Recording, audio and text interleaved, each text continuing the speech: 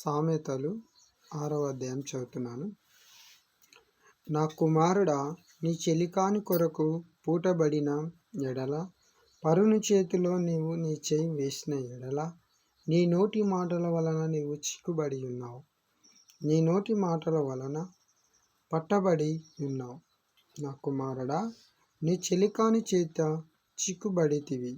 నీవు త్వరపడి వెళ్ళి విడిచిపెట్టుమని నీ చెలికానిని బలవంతము చేయము. ఇలాగు చేసి తప్పించుకొనుము. నీ కనులకు నిద్ర అయినను, నీ కనురెప్పలకు కునుకుపాటైనను రానియకుము. వేటకాని చేతిలో నుండి లేడి తప్పించుకొనున్నట్లును, ఎరుగువాని చేతి నుండి పక్షి తప్పించుకొనున్నట్లును తప్పించుకొనుము. సోమరి చీమల యొద్దకు వెళ్ళుము. వాటి నడతలు కనిపెట్టి జ్ఞానము తెచ్చుకొనుము.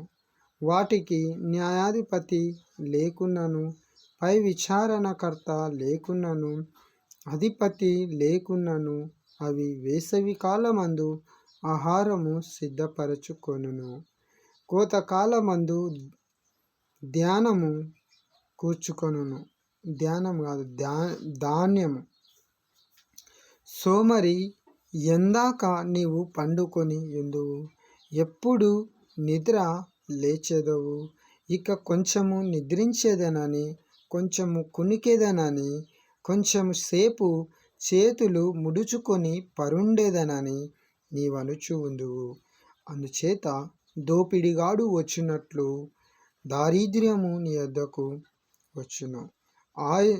ఆయుధదారుడు వచ్చినట్లు లేమి నీ యొద్దకు వచ్చును. కుటిలమైన మాటలు పలుకువాడు పనికిమాలిన వాడును దుష్టుడునై ఉన్నాడు. వాడు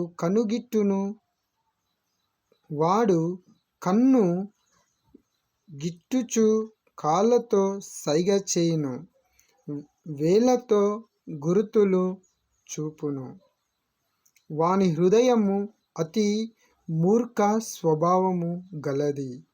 వాడెల్లప్పుడు కీడు కల్పించుచు జగడములు పుట్టించును. కాబట్టి ఆపద వాని మీదికి హఠాత్తుగా వచ్చును. వాడు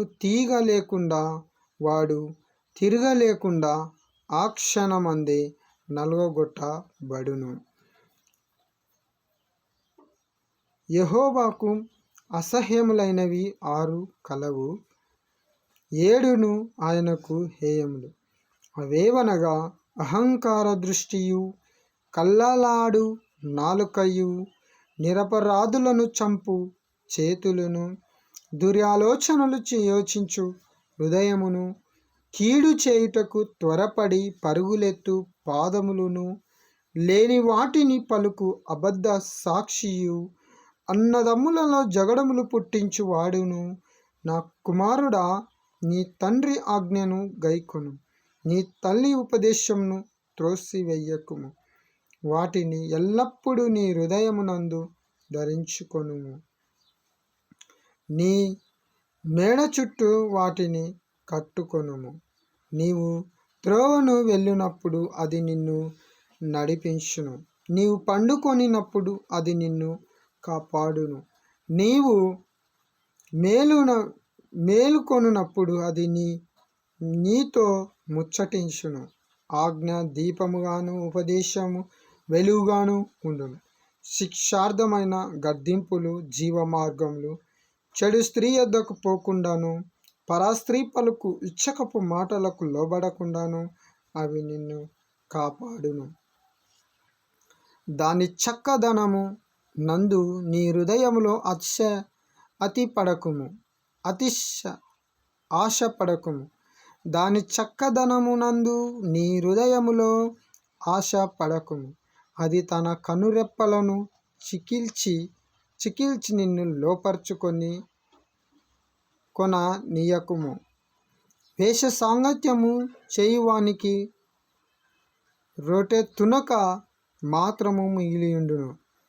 మగనాలు మిక్కిలి విలువగల ప్రాణమును వేటాడును.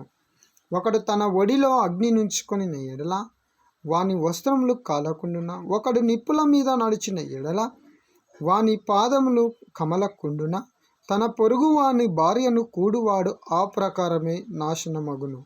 ఆమెను ముట్టువాడు శిక్ష తప్పించుకొనడు. దొంగ ఆకలిగొని ప్రాణరక్షణ కొరకు దొంగిలిన ఎడల ఎవరునూ వాని తిరస్కరింపరు కదా. వాడు దొరికిన ఎడల ఏడంతలు చెల్లింపవలెను, తన ఇంటి ఆస్తి అంతయు అప్పగింపవలెను. జారత్వము జరిగించువాడు కేవలం బుద్ధిశూరుడు. ఆ ప్రకారము ఆ కార్యము చేయువాడు స్వనాశనమును కోరువాడే. వాడు దెబ్బలకును అవమానమునకును పాత్రుడగును. వానికి కలుగు అపకీర్తి ఎన్నటికిని తొలగిపోదు. భర్తకు పుట్టు రోషము మహా రౌద్రము గలది. ప్రతీకారము చేయు కాలమందు అట్టివాడు కనికరం పడడు. ప్రాయశ్చిత్తమేమైనను నీవు చేసినను వాడు లక్ష్య పెట్టాడు. ఎంత గొప్ప బహుమానములు నీవిచ్చినను వాడు ఒప్పుకొనడు. దేవుని మాటలు నా హృదయంలో మా హృదయంలో బదిలంగా ఉండును గాక. ఎస్ఐ నామములో ఆమేన్, ఆమేన్, ఆమేన్.